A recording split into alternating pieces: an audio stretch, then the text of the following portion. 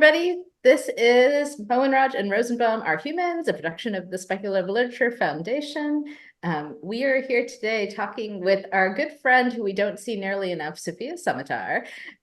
Sofia Samatar, I'm going to read you a tiny bit of her bio, is a writer of fiction and nonfiction, including the memoir The White Mosque, a Penn Gene Stein Award finalist.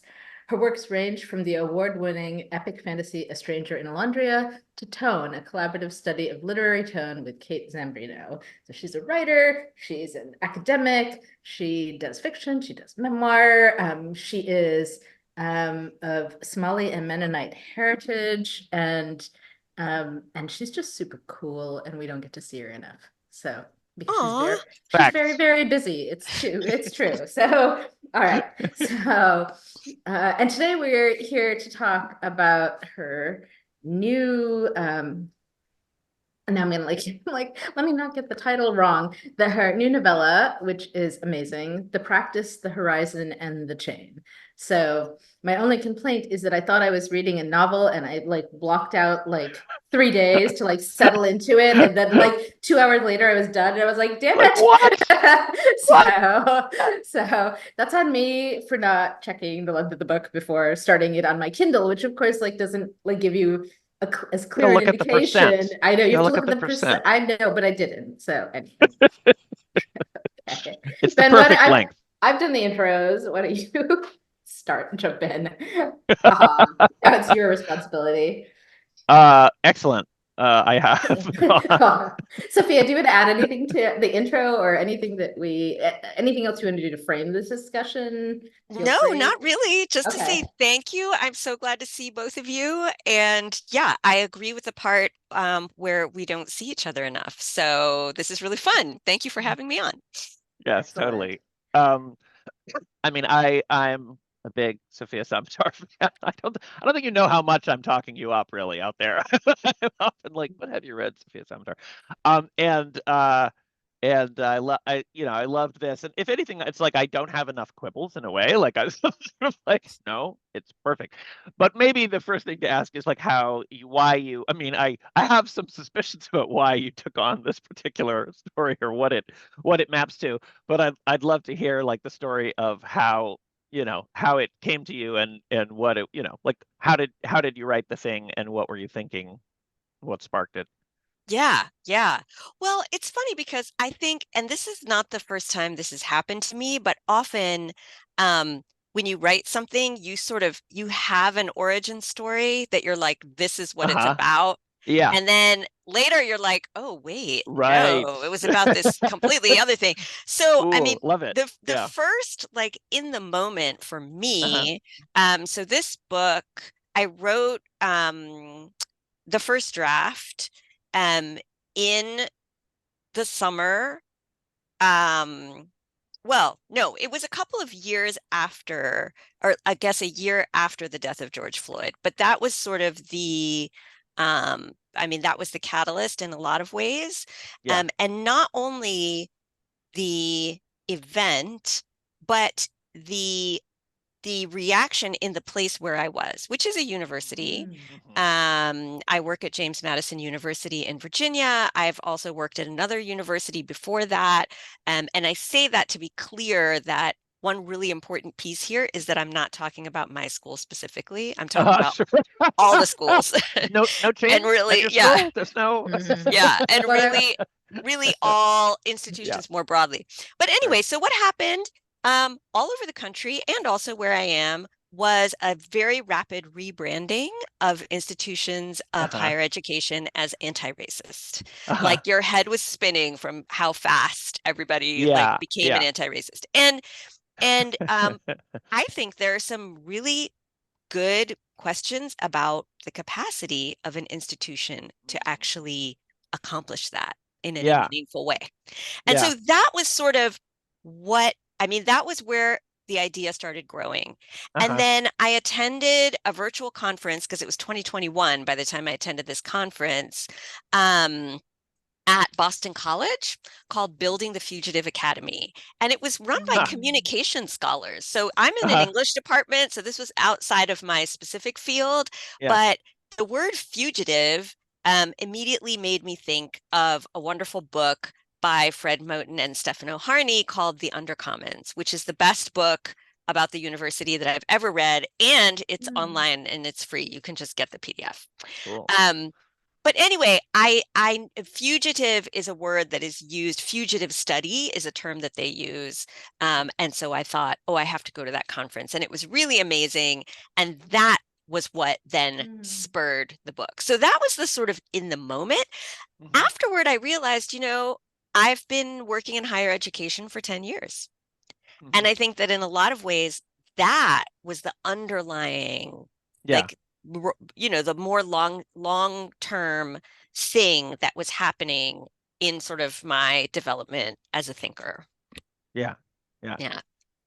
Okay. I mean, maybe for readers who haven't, or listeners who haven't read the book, we should say, or the novella, we should give a brief like take Yeah, so on what it is. I was just thinking, I was actually just like pulling it up while Sophia was talking, while also trying to also like really wanted to like talk about everything she was saying, but I stuck to it, and I'm gonna just read the first couple lines, or you can if you want to, but I like we didn't warn you that you're giving a reading, so I'll just to like this is what you get when you start. You're not thrown into the academy.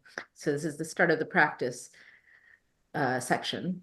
The boy was taken upstairs without warning, unprotesting as he had been through all the changes in his 17 years, the shifts from cell to cell each time he outgrew the bolt on his ankle.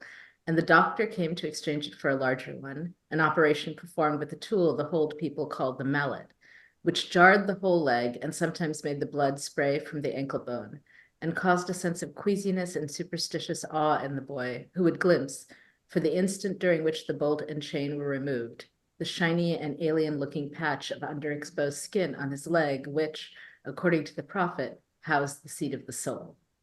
So I That's a love terrific this opening. paragraph. There's Oh so my much Thank going on you. God. there. Oh my God, because it sets up two of the major elements, I think, of this text, right? It sets up that this child is born into servitude, slavery, it really seems like. And doctor is capitalized here. So there's also a hierarchy with doctors being part of the system of oppression. And then the third element, so three elements, and is the prophet and the seat of the soul and the mystical element, right? Is all in that paragraph.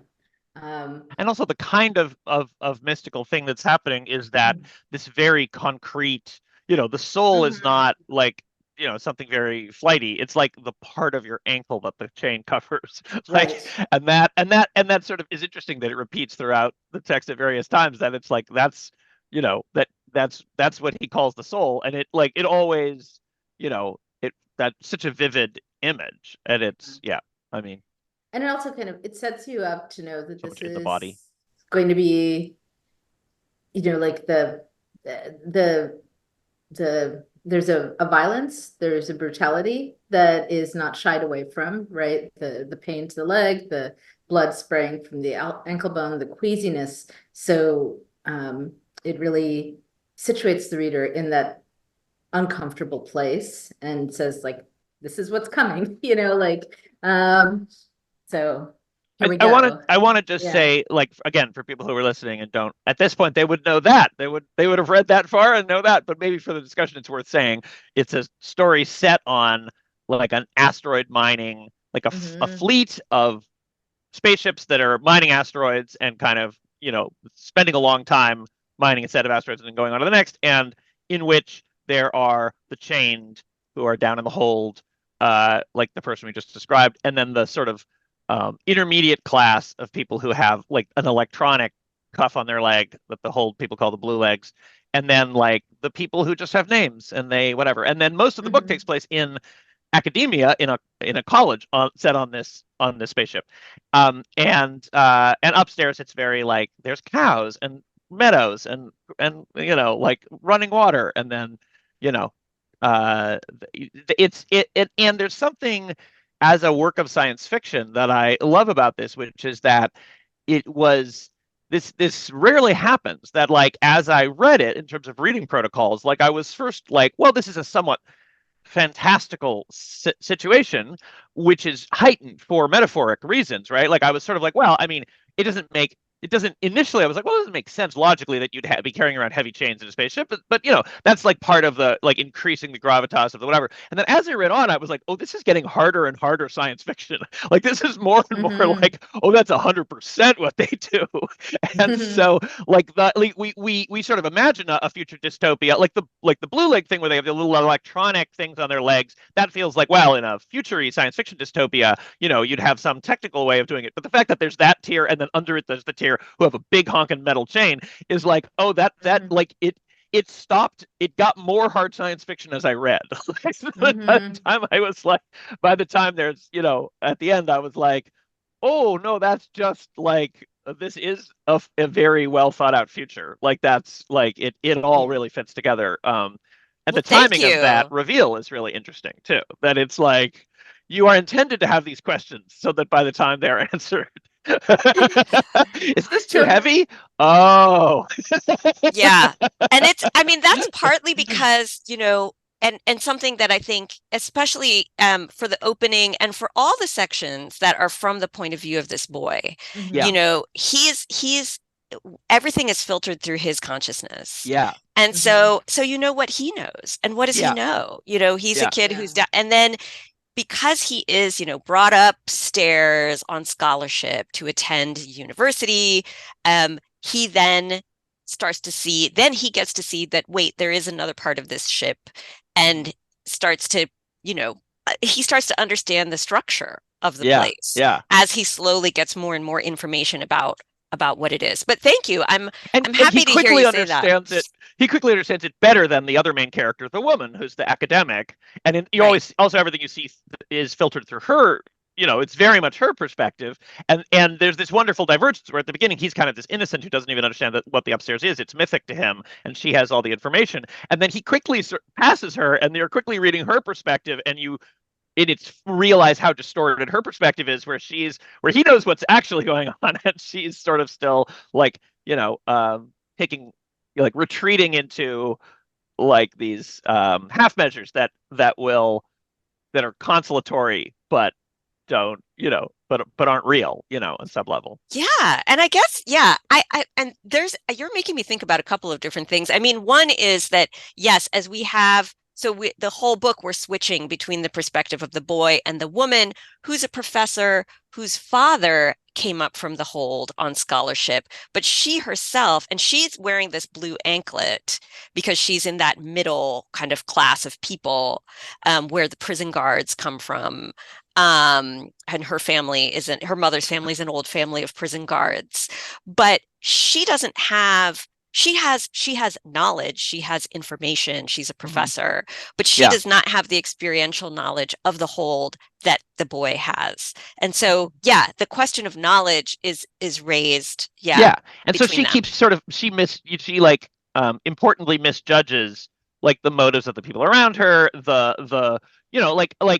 just, I don't think it's too much of a spoiler to think that she often thinks the boy is she often infantilizes what the boy knows and is like, oh, this is some, even though she's resentful when they do it to her, but like when they're like, she's resistant to calling things like folklore and superstition, but then, when it comes down to it, she doesn't actually believe what the boy, like things that don't fit into her narrative until it's kind of, until that's caused some trouble, her lack of believing in that. Anyway, so it's like we are kind of, I mean, it's really powerful how we're in both of their shoes, and it's so this book is so ruthless and so damning. Like it's so like I just felt so skewered in as much of the book because it just lays bare these thought patterns that she's having, and seeing it through her eyes, you're like, this is wankery.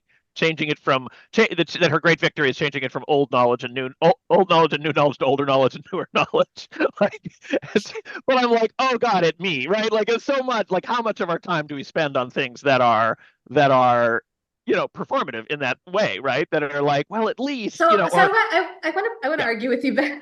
Okay. I didn't read it quite the same way. So I mean, I think I do think it's very hard to not be spoilery, because what we're digging into is, I think, kind of like the meat of the what's happening in the book.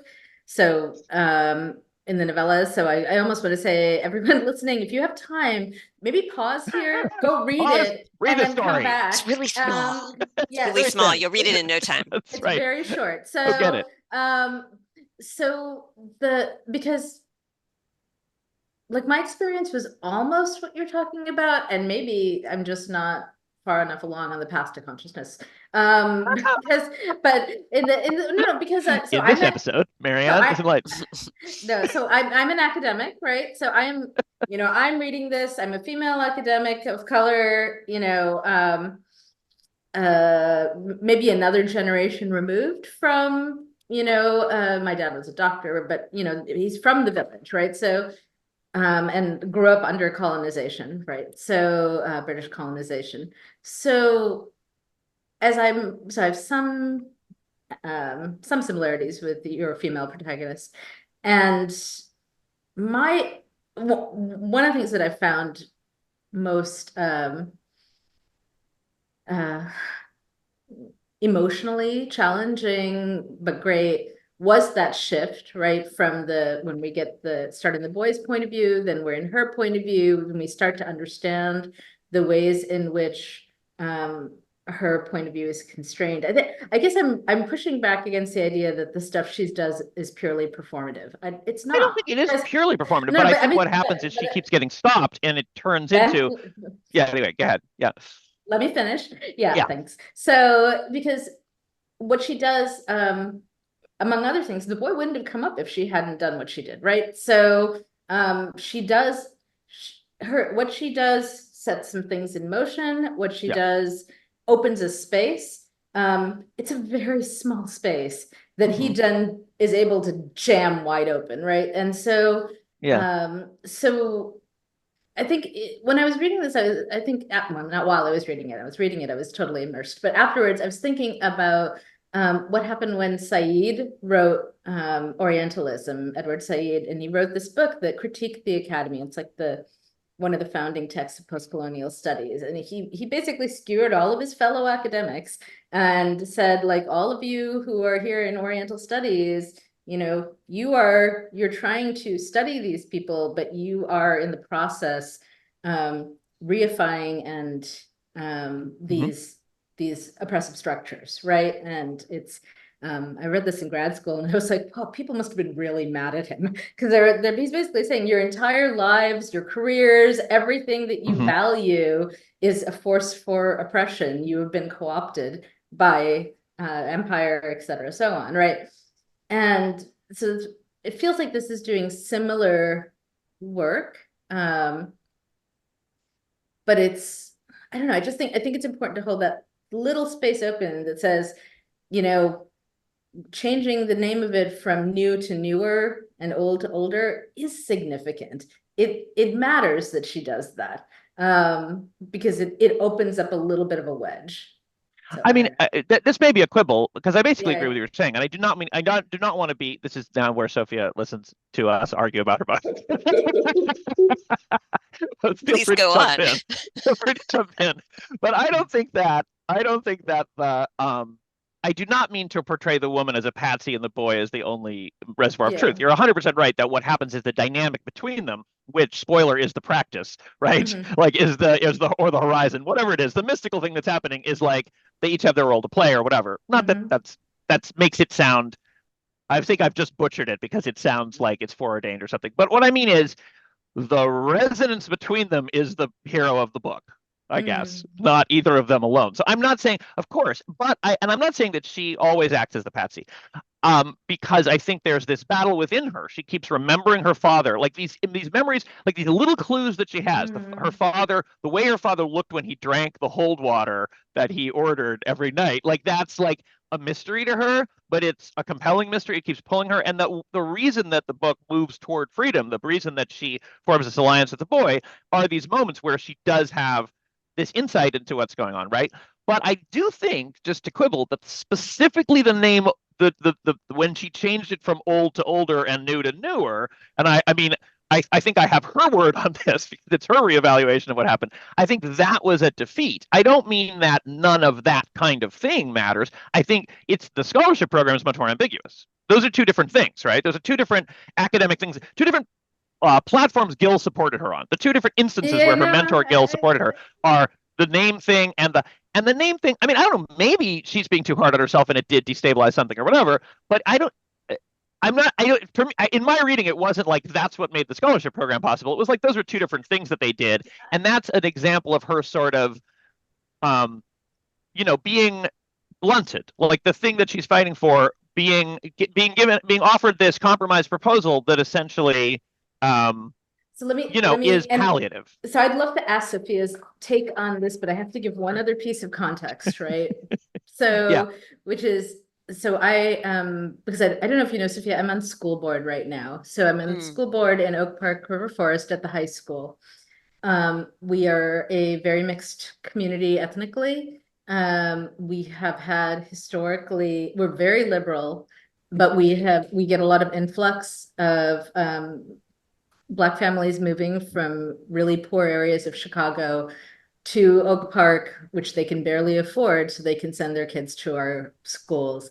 And we have had a historic challenge in that the Black children and especially Black boys really struggle in many of them really struggle in the schools and are, not in honors classes at the same rates as the white kids, fail more, have higher levels of absenteeism, etc. Right? So there's a whole set of things. And there was actually a documentary, America to Me, that focused on my high school, that was mm. centered on Blackness and whiteness at OPRF, which I think in combination with Black Lives Matters really crystallized a lot of community energy towards trying to do something about this. And part of that is, one of the things I'm supporting, I hope it works, is a detracking initiative, which is going to hopefully help get more of the students into the honors classes rather than being sort of like, due to implicit bias, selected out against given that opportunity. And then, sorry, I'm like trying to sum up a lot really fast, but I think it's all really relevant. And then the another consequence of this is that when they set up the last round of mission statements about the school, the number one mission statement is racial equity. And then there's some various ones after that. And in my last couple board meetings, I kind of argued with them about it. It feels very weird to be me arguing with a bunch of mostly white men. There's one Black woman as well, but about how I kind of felt like it should be equity. It should be an intersectional equity statement. And that I kind of think they got so sensitized to racial equity in the wake of Black Lives Matter and this documentary that, while they're in their practice, they do try and deal with gender equity, LGBT stuff, et cetera, and so on, disability, but they don't want to put it on an equal platform as race because they see race as the biggest problem. So, and I failed, by the way. Like I tried when the board vote came about, are we just sticking with the mission statement as it is? It was me as the one no vote and 6 yes votes for staying with racial equity is the main thing. So that's where I am. So I'm maybe a little over invested in the names of things right now, because I think it matters because it directs your focus, it directs your attention. So even if she has decided that it wasn't worth her time, or like that wasn't the right place to put her energies to change it from new to newer and old to older, I think that can be very powerful. I mean, And let me. so, I'll just jump in before we let Sophia talk, which okay, is and then that's it it. That can was my be. framing. It can't. Yeah. Names do matter. Names might Yeah. matter. They might matter, or they might be palliative. They might be. You might be suckered, or you might be real. How would we know? How would we find out? And the answer, I think, is if you got one name or another on the board, and the moms of those kids who were struggling nodded and were like, "Yeah, that's a good name." Then we'd think, yes, that mattered. If they rolled their eyes, I think we wouldn't. And in the book, literally there's like the something multiplicity day and all of the blue leg kids in the back are like, gagging and rolling their eyes in the back about the multiplicity day and call it imbecility day. And like, we don't see any person for whom the difference old and older and newer makes a difference. We see a lot of the people who don't have anything on their ankle who seem very satisfied about it. And we see a lot of people who are the people it's intended perhaps to affect who don't care about it. Yeah. So I'm not saying all names are always performative. I'm saying what is the litmus test? And this book holds up this very powerful test for is the thing you're doing performative? And the answer is, what does the kid say? What does the prophet say? Like, what do they care about? All of this energy is being spent. And the thing about bringing him up is interestingly ambiguous because it does set things in motion. It does matter. It is ultimately in its effects powerful. But she initially sees it as this gracious act she's doing, and he sees it as this horrible punishment that he's enduring. And that's also true. And she initially is very certain in that belief. And then there's a bit where she starts reevaluating her father's face when he drank the hold water. And like, was he just peaceful or was he actually like something was taken from him by violence and he's just kind of, making the best he can of it. So in a way, it's like, I think the book constantly turns our attention back to like, there is this risk of fooling yourself about what you're doing. And the way to evaluate it is what do they think? And that is why I don't think old and older and newer passes that test. No oppressed person we see ever cares about that. In the text, I will agree. Like as far as in another book, it could have mattered to something off the page it would matter to, but we don't ever see that person. The other thing, last thing I want to say is you're talking about your experience as an academic of color. And so we were talking about the skewering. You are talking about your life parallels in some way the woman. I don't think you spent as much time as I did identifying with Gil. Like, so the book is very skewering if you're like, oh shit, have I done that? That's a very so I think this is amazing. Sophia. I mean, this is so great. I love this. This is a fantastic discussion, and it's really, this conversation or debate, it just pulls out so many of those contradictions that that I was wrestling with and really, questioning and trying to foreground in this book. And so I'm really thrilled that it has come through in that way. I think that this is so much. I mean, these are the questions of any kind of diversity work, of which I have done a lot in higher education. And the contradictions of diversity work are that on the one hand, it actually doesn't have the power to do anything. And on the other hand, it is the only thing that you have that might do something. So you're sitting there and you're like, okay, this really isn't doing anything, but I don't have anything else. And that is why you have these two, I mean, there are a number of different kind of threads that are repeated throughout the book. One of them, and the one that is skewering and damning of this kind of work is the idea of the horizon. Because the horizon says what? The horizon says, it is a call toward horizontal thinking rather than this vertical thinking of up and down. Up and down, yeah. Like, let's take, we want to make things better. So let's find one person who's down here and bring him up here. That's the solution that they have in the book. That's structurally the solution a lot of institutions have. That's how we're working, right? We're like, well, let's get one person and, and the idea of the horizon says, what are you doing? You're so narrow. Your thinking is so narrow. You're in this narrow channel. You're thinking up and down. You're not looking, for example, in the book at like, wait a second, we're not the only ship. This is not the only, this is a whole fleet. What if we look out at, and all of them have the same structure? So is there a way that we can think about that? And a parallel to, say, thinking about diversity work in higher education would be like, well, wait a second. What about instead of creating a scholarship for like one person, what if we had what if we had universal health care and like affordable, safe childcare for all faculty, staff, and students? What if we did that just as a wild experiment? Would we perhaps see more of the diversity that we're looking for?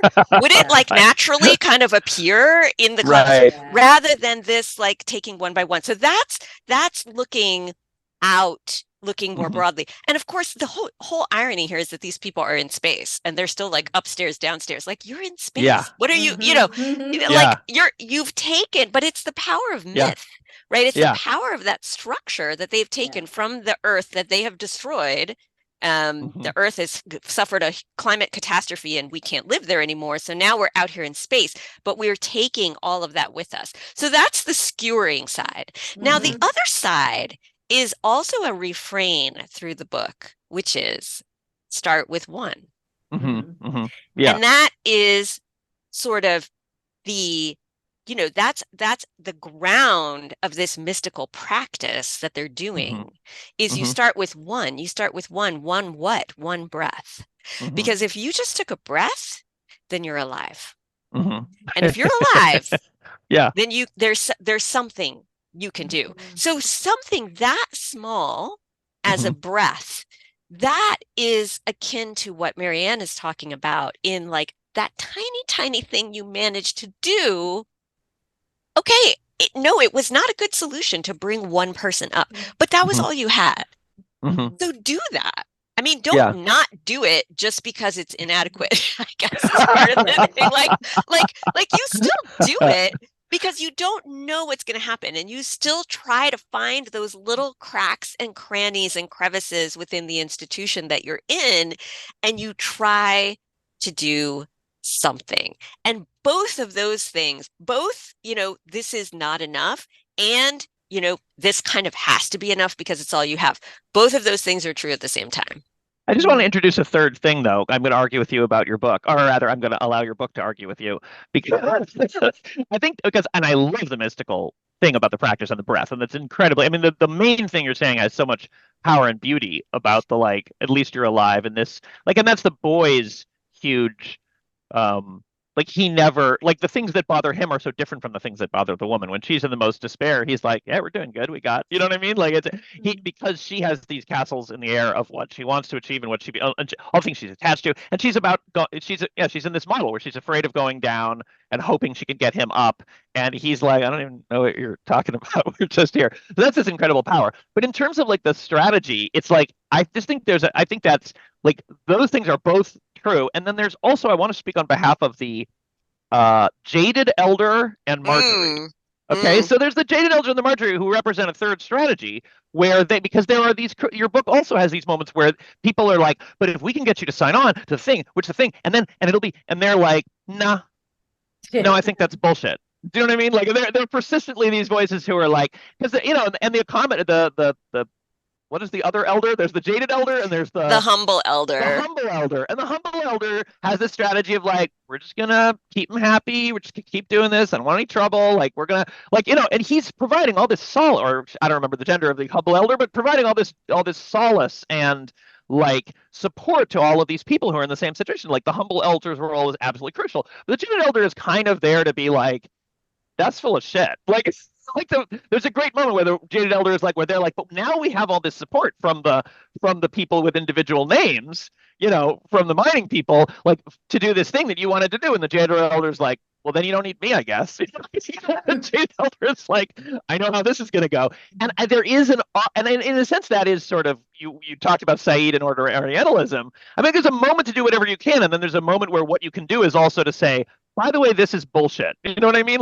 So there's something which you're doing both of, you know what I mean? Yeah. As in this book, I think you're both saying we must do the little thing, and you're also saying you also have these moments of being and maybe also it is breathe, right? Because the difference between running on the treadmill towards the direction you've been told to run with great urgency, which may be doing harm, all the well-meaning academics Said was talking to, who are we must study the people so that we can do good things for them, and he's by the way, but that's. You could figure that as sort of forgetting to breathe. You could figure that as kind of just the urgency of, as opposed to the moment where the boy is what matters here? I think we need to get the guy, the prophet, And I think, I love the jaded elder. And I know her personally. And I I completely, I'm totally on her side when she's like, no, Yeah. I'm not giving more of my, she's already sat in all the meetings. Yeah. And part of the like frustration here is that real frustration of, especially, I think a lot of professors, a lot of faculty, staff, people who work at universities who are new or Mhm. young or haven't done it before, and they're like, yes, we're going to go in and we're going to get on this committee and we're going to do the thing because it's set up as something that will create change. Yeah. And so it draws on people's best impulses, right? Like people Mhm. get involved because they're like, I care and I want Mhm. this situation to be more just. Yeah. And then their energy is like, sucked and Siphoned diverted, and and diverted. they're Yeah. in these programs that don't have any support and don't have any Uh-huh. money in the end and can't actually do anything, and it's incredibly demoralizing, and that's Yeah. that's where the jaded Yeah. elder is coming from. She's like, Yeah. I'm done. Now, having said that, it was the jaded elder who wrote the proposal Yeah. for the Originally. community engagement Sure. project, and then Uh-huh. it died, and she's like, whatever, but she was the one who wrote it. And Yes. somebody else a generation later Yeah. has picked it up and Uh-huh. is using it. So in other words, the fact that she's like, it's okay to be jaded. The fact that she's jaded is totally Mhm. fine. And she doesn't have to be involved, and we support that. But also, what she did that she thought Yeah. was useless Yeah. Yeah. actually wasn't. At the Yeah. end of the day, it just wasn't useful Yeah. in the way she thought it was going to be. It wasn't useful in her own time, Well, but and it was I useful read later in a different way to somebody else. I no, that's true, 100%. But I read her saying no, not just as like I am out of energy, which I think is her main point, but also the thing where she says, "Well, you don't need me because you have them." I think maybe I mean, this may not be in your intention, but I read this also as her being like, "I no longer trust this." Because I'm so intimately aware of how these things get co-opted and turned against us. These things that we intend for liberation get turned into like completely blindsiding and exhausting, and it's all of our energy gets diverted. That now that Gil's super on board with this, I'm suspicious. You know what I mean? Now that they're Yeah, I all think So that's fair. and that's that's but she can still also be wrong, right? Like that she is can be. like that is an arc I have seen in my community and various people doing this kind of work. And it is, she can be accurate that everything she's tried to do has been co-opted and it's exhausting and draining and incredibly frustrating and so on. And nonetheless, a seed she planted way back when Sure. can I mean, both those bear. things can be true. Yeah, I'm just yeah, what I'm arguing for is not like, and therefore it's hopeless, give up. What I'm yeah, arguing yeah, for is, and I think the book argues for, is the discrimination of being like, wait, is this yeah. the moment where we're getting diverted? Like, where is this leading? Is this leading toward like, and you can tell, and the book makes the argument. It's so simple you can tell when you do the thing for the prophet that the prophet actually wants. His face is suffused with joy. When you have all the stuff about older and newer and whatever, and you try to explain that to the prophet be like, you know what I mean? Like it's like which and not to say, of course, he doesn't have perfect knowledge either, and it could be that that stuff will ultimately Mm-hmm. lead to the other stuff as it did. So you can't like, but I'm just saying like the interesting thing is that the people with power, they're like you cannot root whether what they're doing is good in their motives. Like you can't look at whether like they're as you go up from the boy and the prophet all the way up to the top of the people who have names, like the amount of fooling yourself increases, right? The amount to which you're like the resources you have to fool yourself increase. Like there's like the thing about the hold is there's very little fooling yourself available. Right? Mm-hmm. And so like when you have all this luxury, it's very easy to be misdirected. And so the fact that sometimes people are doing things that they heartily believe they are devoting their every energy, and this makes such a difference, and they can't imagine why anyone wouldn't agree. And they are the high-minded ones. And the fact that sometimes those other people doing harm uh, is like this. I think this argument to take this ruthless scalpel to things and be like, and you can't know. The book is both like you can't know. She can't know that the proposal that she made will ultimately lead towards the liberation, but also part of the practice of breathing and paying attention to what exactly is the jaded elder's suspicion, and I think not just that she's tired, but also that she's like, exactly what you just said, that people come in with all this energy and enthusiasm, and it's not by accident that it gets diverted into things that don't matter. The Right. idea of that there are things that don't matter and that the energy gets diverted to them is not like an unfortunate side effect, and we should just kind of You. not worry Yeah. about that because, of course, that's frustrating, but ultimately it matters. Yes, and also it's a specific tool to perpetuate stasis, right? Like it's the Yeah. fact that the book. Last thing I'll say, the fact that the book, the beautiful science fictional thing I was saying that it does, where it's like got these very grotesque medieval stuff, and you're like, why would that be in space? And then you're like, oh, that would be in space, like that. That kind of um, grounds the book in that this is such an arbitrarily imposed structure. It didn't naturally arise. It's not like, well, we needed space, so I don't know, let's do this. This is the most practical thing. It's impractical from the point of view of the real world, but it's super practical from the point of view of constructing a consciousness of structure, a structure of consciousness that will perpetuate the people in power. And like, so it's like, just like the chain is not an accident. They had to go to decide to chain people up to walls in space. They also have to, there's also something that's decided about the way in which so much energy from these people who want change is directed towards things that matter so little. Like Yeah. that has to be seen as a conscious strategy by the system to maintain stasis. Absolutely. Yes, that's exactly what it is in the book and in real life. Yeah, that's absolutely true. I wanted to pick up on, this, this, I mentioned earlier the persistence of myth, and one of those mythic structures being this verticality that really has no meaning where they are, but they're still taking it with them.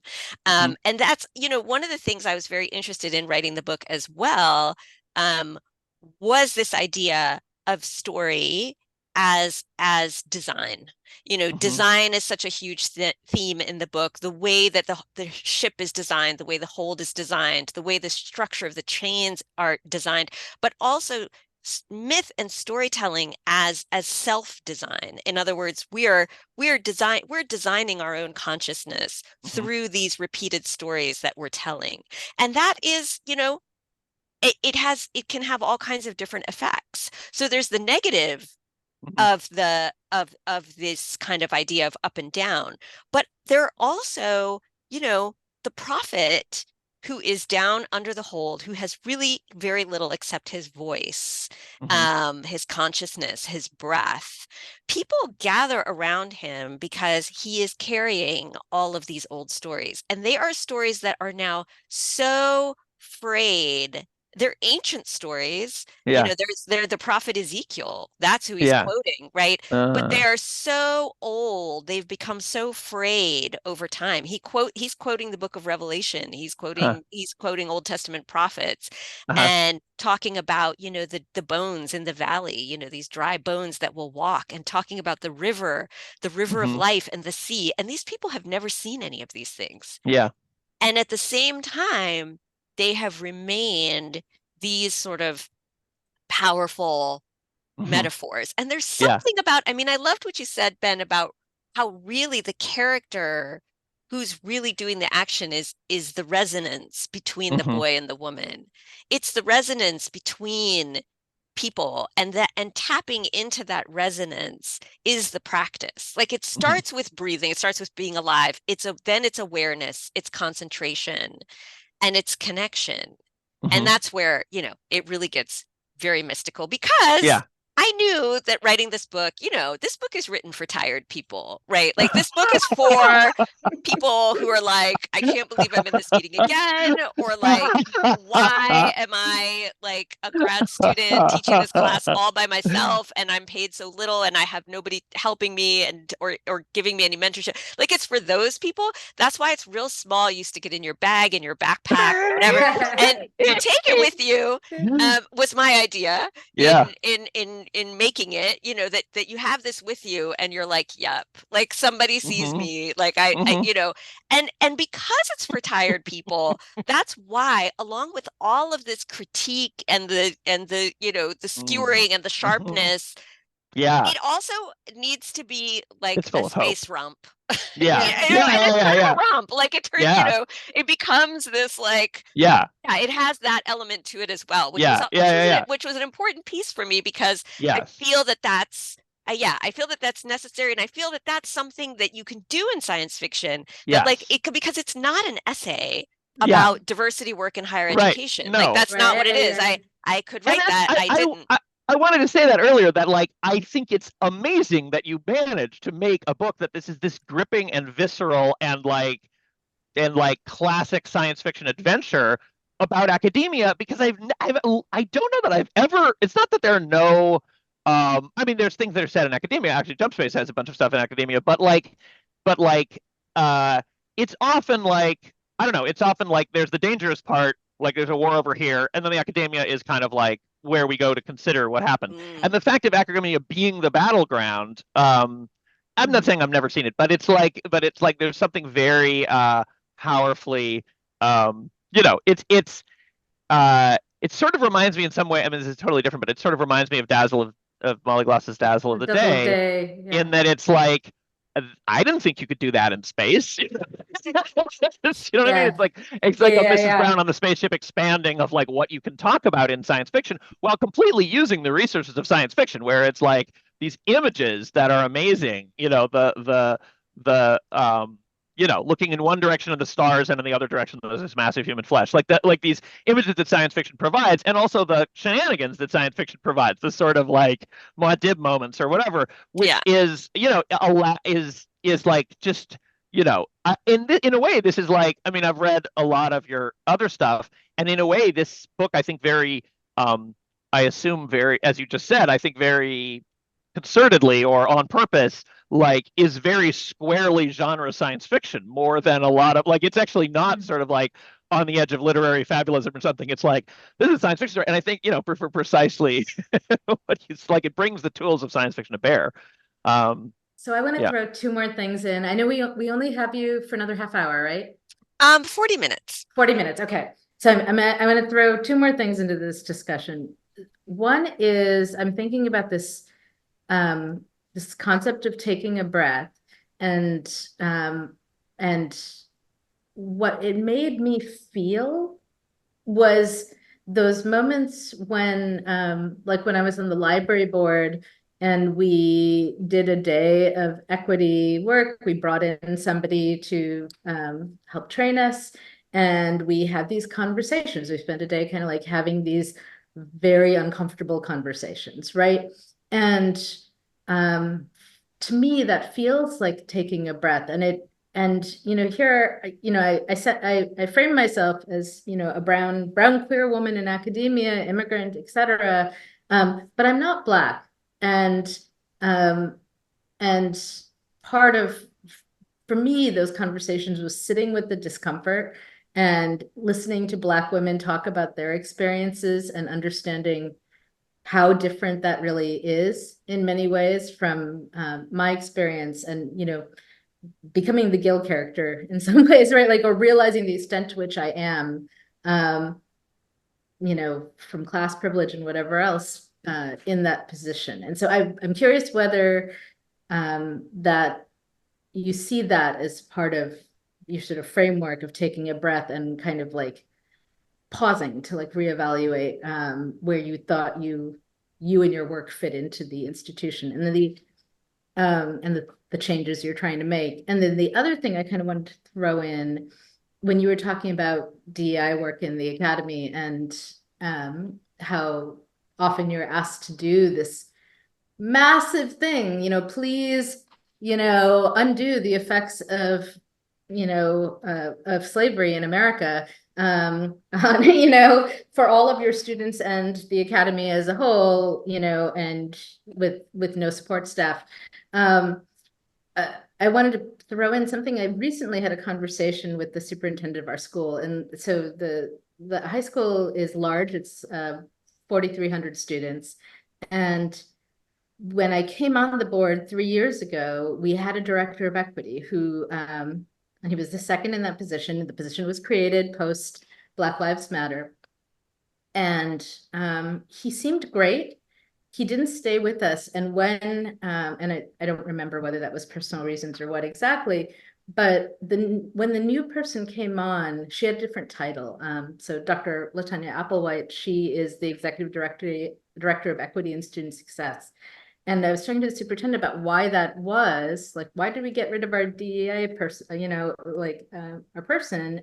And he's like, well, she's still doing that work. That's still her job. But we found that when they were just the DEI person, they were very cut off from all the other interactions and work that the school was doing. They were kind of, they would try to kind of swoop in and deal with problems, but they didn't have a lot of structural power or support staff.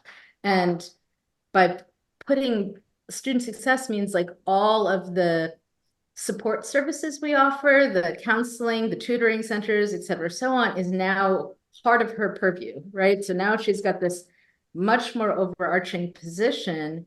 And the hope, and I think it is working, but the hope is that with that, she has more staffing and is able to implement those DEI changes in a more thorough and pervasive way. So those are two big topics. If either of those interest you, you can pick them up and run with them. So I'm curious whether you think that's a good approach. And, my sister, and I'll say, I'm going to send my sister a copy of your book because she just accepted a position as, I think, vice chair of diversity DEI at a major New York hospital. And I'm like, oh, sweetie, okay, let me support you in this because this is God's work. Have it in your bag. You can pull it out. It's really hard. So I'm going to send her your book and be like, I hope this helps. Anyway. That's great. That's great to hear. That's what it's for. But I want to see if I can kind of think about the connection between those two things. Sure. So the first one was, it sounded to me like, is that, even though, maybe that this meeting is not going to do anything, but is that moment of coming together, and especially the part where you're thinking about yourself and how you are, how you are involved, how you are maybe complicit, how you're thinking about your role in the situation. Is that, in a way, like, could we see that as the practice? Like, is that kind of part of the practice? And then the other part being a kind of more structural question of, like, the position itself. Is there a way, like, is it a good idea to maybe tweak the position, even if you lose kind of the name that you wanted the position to have? And we talked about that importance of naming. You lose the name that you wanted it to have, but it allows you to actually practically get your hands on, more resources and sort of be more able to do your work. I think, I guess when I rephrase it, I realize they really are two very different things, because one seems much more kind of personal, internal, and the other one more kind of strategic, structural. But I think, the practice is awareness. It's very nebulous what the practice is, by the way. Like, you can make the practice be so many why things. It works. But that's important for any mystical, anytime you're starting a religion. I feel like that's crucial. Yeah. Right. Pro tip. Be very ambiguous. You need some room for your successors to move interpretively. Right. It was, it was something that had struck me, how many different human practices that go by different names use very similar principles of breath and of attention to breath, right? Like, there's so many different people attending to their breath under so many different, kind of names and styles and different things. And so that I found very interesting. But it is because there is that awareness piece, definitely, an attention to yourself and to your own, the way that you are interpolated, the way that you are kind of slotted in and woven into these various structures that you live in that you didn't design yourself, but you are carrying in your consciousness that design. So there is a place where, through becoming aware of those things, possibly you have a chance to intervene. And that is, in many ways, I think, what we see happening with the woman, this professor, as she becomes more and more aware, and she starts asking herself these questions like, wait, she begins to question everything. Yeah. And that definitely is the practice. And it is also, when you're saying, Marianne, about being in those meetings and doing the work to think about yourself and how you, what does it mean for you and how do you fit into this? That's also, I mean, again, without getting too much into spoilers, I think we can say that there is also in this book there are some questions raised about the meaning of allyship. Let's put it that way. And that there is an emphasis on the importance of a person's own story and a person's realization that, I mean, what Fred Moten says at one point in that book, The Undercommons, there's a wonderful, my favorite part is an interview at the end with Stefano Harney and Fred Moten, who are the authors of the book. And at one point, Moten says, the important thing is to realize that, this thing that's killing me is also killing you, however much more softly. Like, and then he adds a very wonderful, juicy expletive that I won't repeat. But it's that idea that, like, it's not about you going and helping someone else. It's about you're standing on your ground. I'm standing on my ground. We realize this is the same ground. And we have different problems, but this thing is not good for any of us. I think I love all of that. I was going to say that. Well, hang on. Let me say. I think the reason those two things I brought up are what I'd say about them being different is that my instinct is always to look for structural solutions, right? Like and I think that's valuable work, and I think it's important. I don't mean to discount that, but like that's, in some sense, that's what's easy for me. That's what comes naturally. Like to look at, here's the system we're in, like, are there ways that we can rejigger things? Like, instead of, some kids get free lunch if they meet the financial limitation, let the financial qualifier, let's just give all the kids free lunch. And, so I think it's important to do those structural changes, right? Because that is very much like where the money goes, right? Like tells, this is budgets are moral documents, right? Like that matters. But the part that is hard for me, and I think in part, hard for, anyone who's an ally, but who also feels like they are lacking privileges in whatever ways, right? Is that I feel like I probably spent a long time fighting for my voice to be heard in the halls of white academia, right? White male academia. And I need reminders. I need to give myself reminders that sometimes I have to be the person to sit down and shut up and listen, right? And so that's that.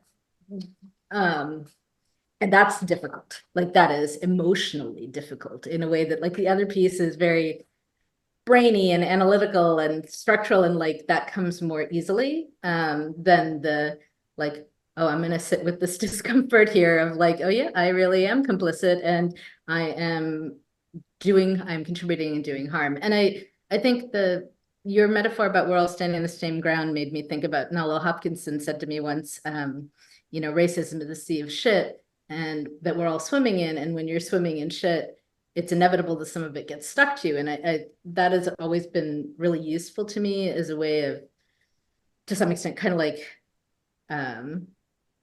getting past the barriers of like feeling guilty about it or whatever else. Like it's inevitable. Some of it's you're going to be carrying this stuff around with you, right? But I think what you're saying also like makes me want to take it a step further, and like maybe I can stop shoveling shit onto other people, right? Like, I could contribute a little less to this. So anyway, that's Yeah. I mean, I think yeah. that's really important. I think I think a sense of empowerment when you're doing this kind of work is extremely important Mhm. because you have to realize that anything that shuts you down, including guilt, right? Or including like Mhm. extensive self-critique that gets you in your head and never stop, all Right. of that is actually like not that is actively working against your goals. And Mhm. so it's important to have that sense of like, yeah, but at the same time, start with one, Yeah, yeah, Mhm. like take a breath. I can still right. do, there is Yeah. something that I can do, from where I am, no matter Hmm. where, no matter what that position is, no Mhm. matter what position I'm from, that I'm Hmm. starting from, Yeah. I can still do something. And as far as your other question, I mean, like, without knowing all the details of Yeah, the yeah. situation, like it seems smart to me. Yeah. And I do think that again, just to go back to that metaphor of the horizon and of the connection. I mean, we've talked about the practice, the horizon. There's also the chain, Hmm. and the chain, there's kind of a riffing or a play with the Hmm. word and the image of the chain in the book, because the chain, of course, is the symbol of the symbol and the active instrument of captivity and Hmm. capture and cruelty and brutality.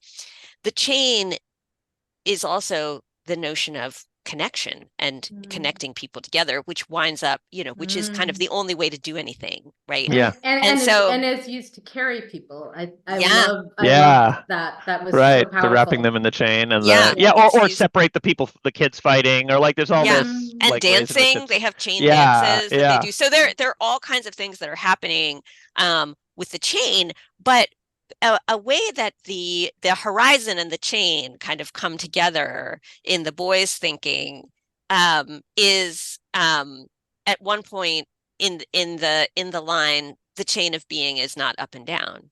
Hmm. It's not, and that's harking back to the old, I don't know, who was it, like Victorian anthropologists or something, Hmm. like the idea Great of the chain of chain of being, being, or yeah, even earlier. or Yeah. even older, right, Yeah. right, Yeah. Yeah. Like, medieval, yeah.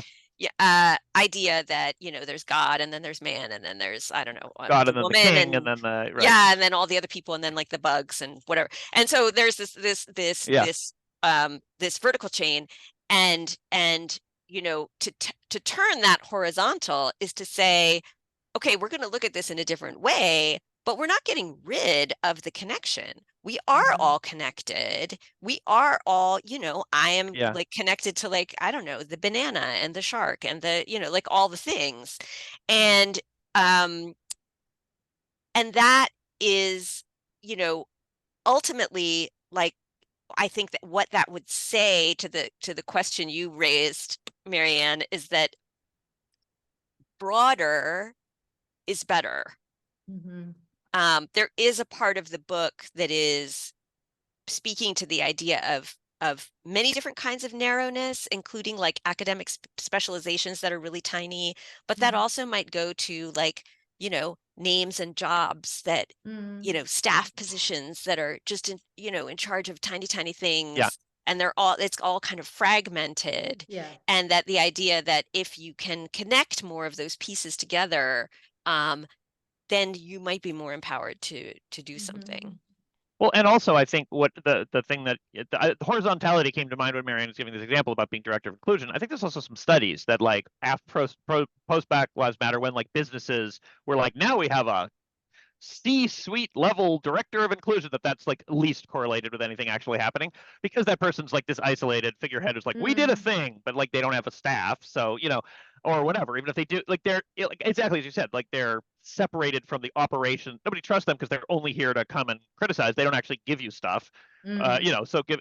But so it does seem like very horizontal. But one of the things that I think the book does so powerfully.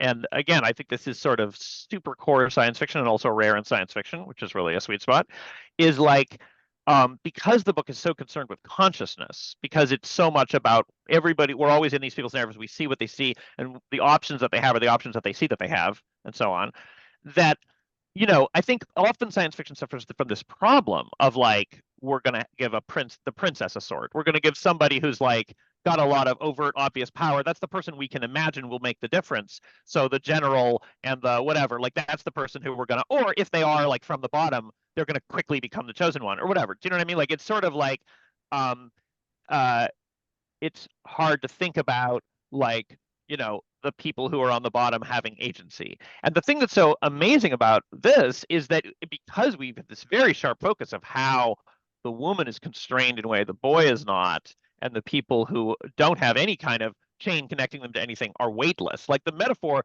where the chain is this extremely powerful instrument of connection and working together, and the weightless people are kind of like they get to do lots of stuff. They can go jet skiing, but they don't have a picture that is accurate of reality. So even the ones who want to do something, like they don't, it's all invisible to them. And so that there's an inversion where often the emotional experience of reading the book is that when the woman is like, the book inverts things so that even though the whole seems at the once very brutal and also very like home, you know what I mean? Like we're very much rooted in the both with the boy and also the dad of the woman, his nostalgia. We're very much like when she's like, oh God, the last thing I want is to get sent to the hold. We're kind of like, yeah, but that's where you can breathe. Like we don't want her to get sent to the hold, but at the same time, we're like, it messes with the verticality. Like I many books don't, and they're sort of like, oh, it's a pig wanderer, but he becomes the high king. Like that move, which is like what a lot of books do, which is sort of picking someone up and putting them, like it's analogous to the way we create a hero in a science fictional context. If we want them to be like a person who's oppressed, and then we're going to give them power, like it's often very much this like, well, you get to be the ring bearer because Elrond told you to. Like it's the plucking up, like it's analogous to the sort of diversity effort that's about finding the special person and moving just them without changing the vertical structure. And the fact, even though the book, he does get plucked up, but there's something where it doesn't feel like, oh, well, now that he was up, finally somebody from below has power, because it actually feels like it is the connection between them that matters. But in some ways, it's like we're just very aware of how the agency is constrained differently above and below, and how the weightless do not have, you know what I mean? That they're not really, he doesn't see them as empowered. He doesn't see them as like he does, that they can hurt him, that he has to propitiate them, they have to figure out what they want. But he's also very aware that like it's kind of a miserable fate to be weightless. Like it's kind of like, it's not something he's aspiring to. He was yanked up and he's trying to in some way get back down, and he doesn't really want this to, swathe himself in comfort and power to the degree that he won't be able to talk to the prophet anymore. You know what I mean? Like he's never for a minute tempted really by I mean, there are moments, I guess, where it's not that he's sleeping out of the bed out of asceticism, or that he's rejecting he likes some things. He likes having better materials to draw with. Like he likes seeing water. Like it's cool, but he doesn't really, he doesn't accept the vertical perspective ever, which is, you know what I mean? And so that's like the great, anyway. So I don't know how that relates to the other thing, but I'll shut up now. No, that was great. Thank you. So we should start wrapping very tragically.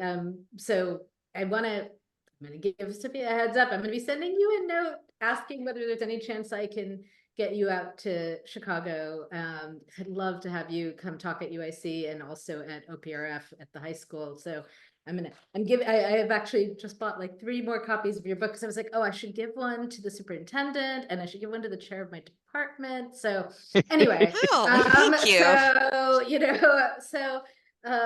Yeah, I'll just be the one woman, publicity department here. So for this book, but I wanted to make sure, is there anything that we haven't touched on that you want to talk about regarding this text, or other stuff?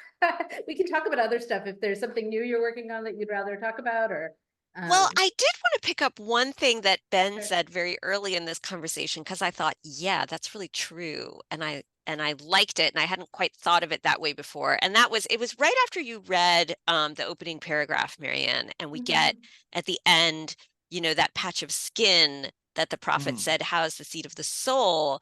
And Ben, you mentioned something about the soul being material. being It's like a actually the physical. body. Yeah. And I think that, and I was like, wow, I mean, I hadn't thought of that, coming there in the very first paragraph. I didn't deliberately like put that there because like this is an important thing, but I realize now that is an important part of the book, that the connection that is, there's this immense focus on all different kinds of connection, and one of them is a mind body connection, to the extent that those are really seen as like, because the practice, which has this mystical element, is a physical practice. It is kind of pushing against that separation as well, the separation of body from spirit. And the prophet's language, is very much connected to and described as, his lungs moving and his throat contracting and his, it is all of that, like that connection, I think, was also really important, because that is the link that allows those myths and those stories to have those powerful material effects. Like if it wasn't all connected together, if mind and body, or spirit and body, whatever you want to say, if those were two separate things, then how would a story have such practical material effects in the world? But they do. And so, I just wanted to touch on that again, And because I thought, it's sort of striking. important. It's sort of striking that you have this figure in this terrible, like, chained up place, who's creating like something like a religion, and it's not like we'll get away to another place. It's not like, oh, there's another world beyond this world that's the important one. Like it's absolutely resists that, right? It's absolutely like it's happening right now in this moment, right here, where you can see and touch it. The soul is your ankle. Like there's there's no retreat to somewhere else. That's a really interesting aspect of it. So I just hadn't thought of how, I was like, oh, look, I foregrounded that in the first paragraph, and I didn't even realize. But those are the weird, things with the writing, that it's so 100%. it's such a mysterious process. It's great when other people come and give their reading of your, like, very often people will say their interpretation, and I'm like, oh, that's canon now. Like I have canonized your, I have no idea what I'm doing, but yes, that's what happened.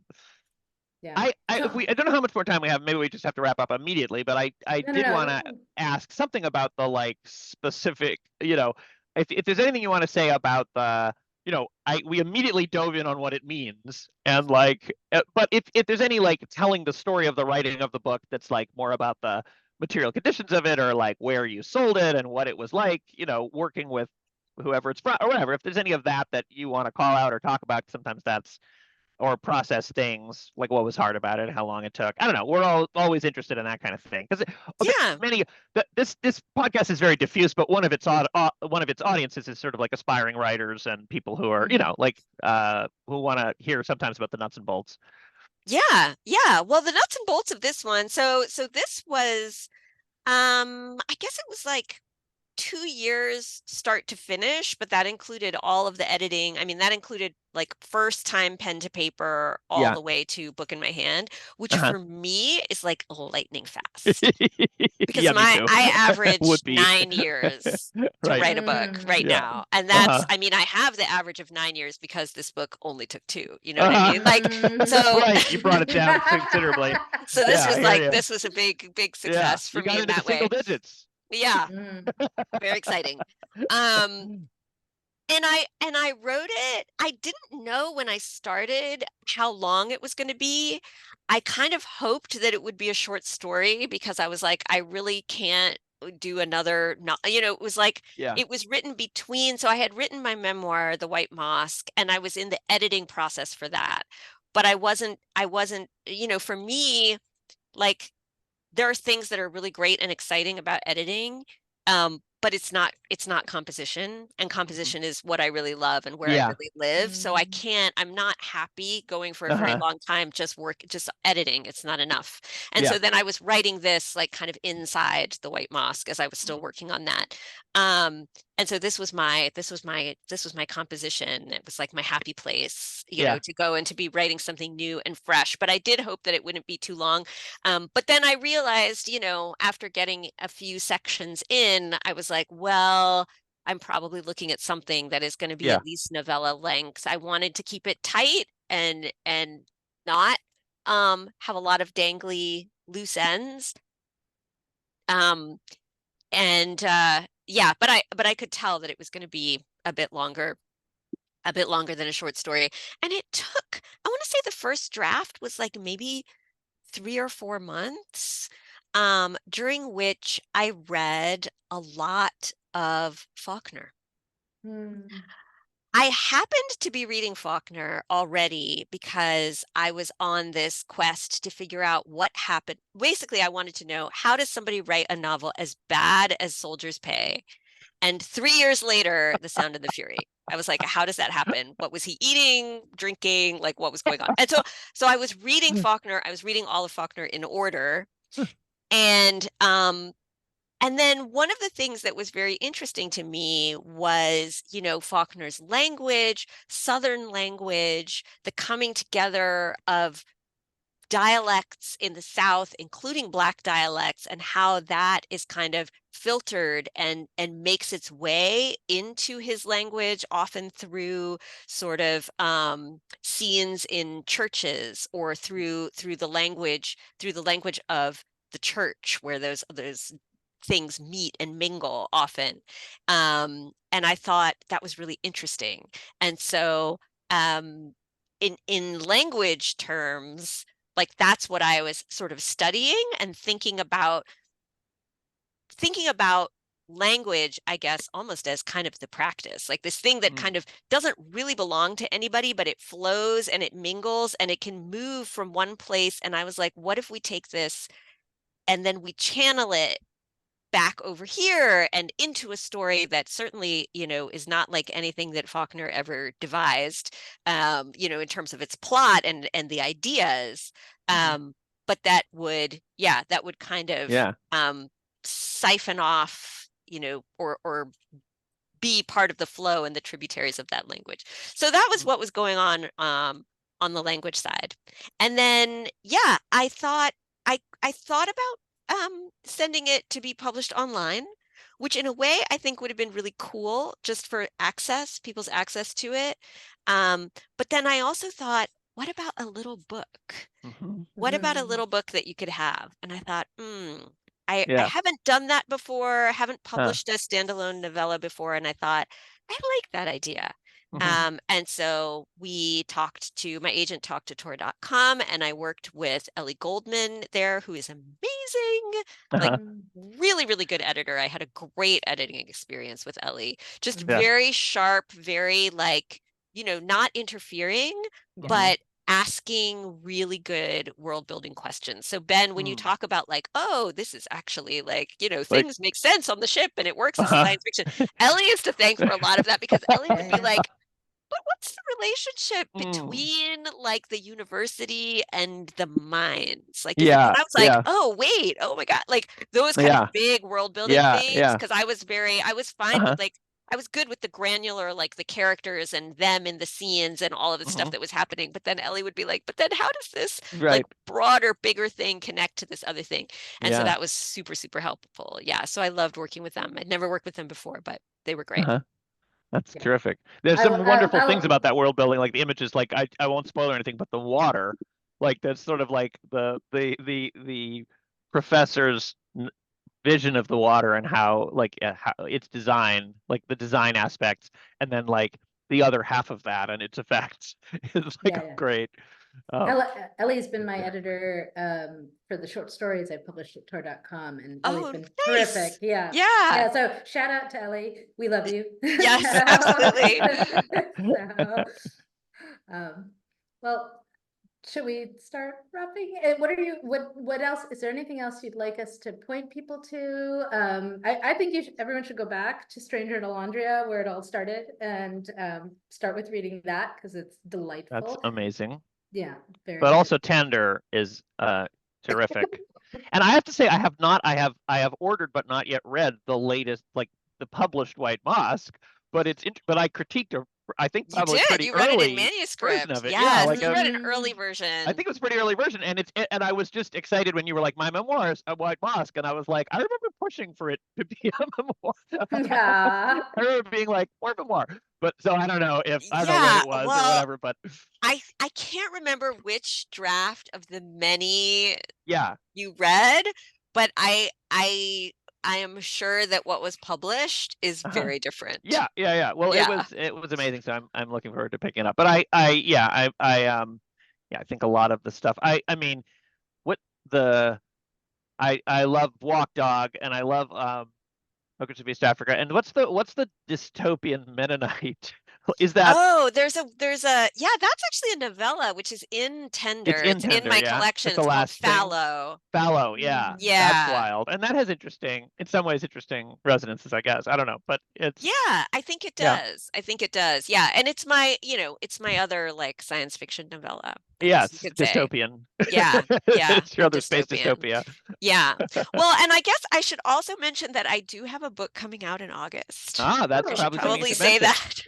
It is not speculative fiction. It's nonfiction, as I'm like flip-flopping back and forth. But I'm like nonfiction, fiction, nonfiction. So it's called Opacities Wow. on Writing and the Writing Life. And it is Uh-huh. a Wow. nonfiction book about writing, publishing, and friendship. Cool. That's amazing. Aw. That's like the theme of this podcast. So I know, I'm like, you gotta come back. So clearly we have should your have you back. publicist send us galleys. Yeah. And also I don't know if you know this, but like it's rather unclear the connection between when we record these and when we air them. So it's entirely possible that This will by come the out in time this August. airs, I don't know, man, it might be Well, like then I'm glad I said stores. something. Yeah. Yeah.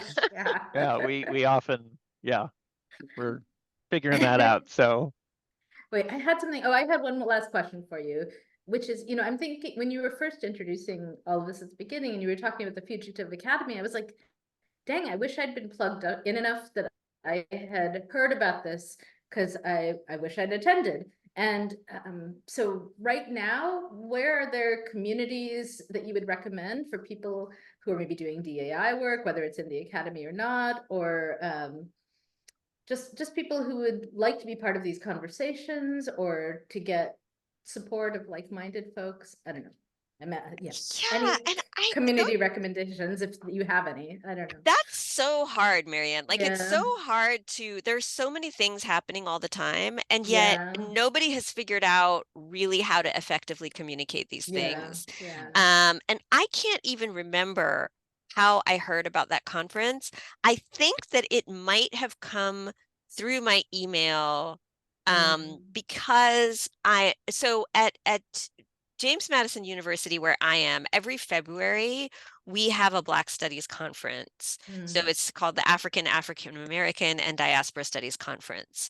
And I think that because I was involved with that conference, I somehow got on some list that this thing, but it wasn't like I was plugged into a particular community. It just sort of came through my email, and I saw the name and I was like, ooh, that looks interesting. So yeah, I don't have maybe we need someone to start a mailing list, like, yeah, or a blog or something, like, here, interesting things happening in. It's difficult. I feel like we probably don't need someone to start a thing, though.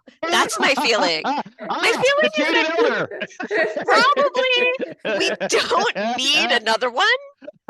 Probably we need like better ways to figure out what's already happening. Because this is but definitely things are happening. That's sort of more what I meant, like a crowdsourced wiki or something, like something that yes, I see what you mean. A spot to kind of collect it all, right? Which who knows? It could exist. It might exist. We don't know about it. So we need crowdsourced wiki to point to the crowdsourced wiki. I know. You may, I'm not sure if you know the context, Sophia, but Marianne cannot get through a podcast without founding something. Like every episode, a new organization is proposed or somebody's recruited That's to awesome. a new. I'm not going to start this one. I think it should be out there. And that disclaimer is always made. The disclaimer is always made. The Marianne is like, I'm not saying I'm going to do this, and then she pitches everyone on a project idea, and yeah. So that's just a tradition here. We have That's great. Well, I would hate to have missed out. Yeah. I also say that I also say I'm not sure anyone has ever did what you just did, which No one connects pushes very much back. back to the conversation It did. about point that I was making about the discernment of like, is this towards or away? Like, I don't think anyone has ever been like, no, we should not do that, and that's a beautiful thing to see. Yeah. Yes.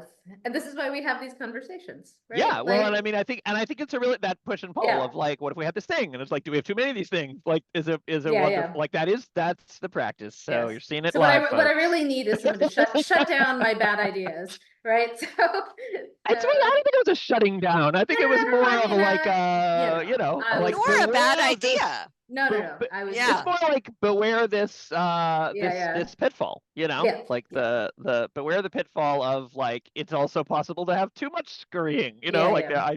anyway, I thought that was you don't need. All right. Well, thank you so much, Sophia. It was fabulous. It's just so great. And we hope to have you back in, I don't know, a few months, And I to guess. see you It's, sometime yeah. soon. See you in Yes, person. and That's thank another thing. you. Another question is, are you going to be anywhere that people might, Oh, get a signed copy of the Practice the Horizon of the Chain, or I'm actually going to ReaderCon this Ah, year so am I. in July. Are you? I'll be there. That's right. Yay! Yay! Yeah, I've only been once in my Oh, yeah. life. I've been And like this is 2 or the 3 summer times, I'm but going for the second time. So I'm Nice. really excited. I'm sad to miss it, Ben. I meant to tell you, I'm not going to make it because I have to drive my daughter to Kankakee to take the ACT exam. So, Oh, good times. yeah, Mm. yeah, Good times, it'll yeah. be fun. Indiana, here we come. So, Yay. but we'll get you to Chicago. We'll get both of you to Chicago at the same time if I can manage it. That Okay. sounds that would great. be fun. But we'll Yeah. hang out at ReaderCon. Yeah. Okay, sounds good. All right. Thank you. Thank you. Thanks This so is- much. This has been Mohanraj and Rosenbaum, Our Humans. The end. Yep. Okay. This podcast is hosted by Marianne Mohanraj and Benjamin Rosenbaum. Editing and show notes by Darius Vinisar. Music composed by Thor Bremer. And cover art by Stephanie Bailey. Thanks for tuning in to Mohanraj and Rosenbaum, Our Humans.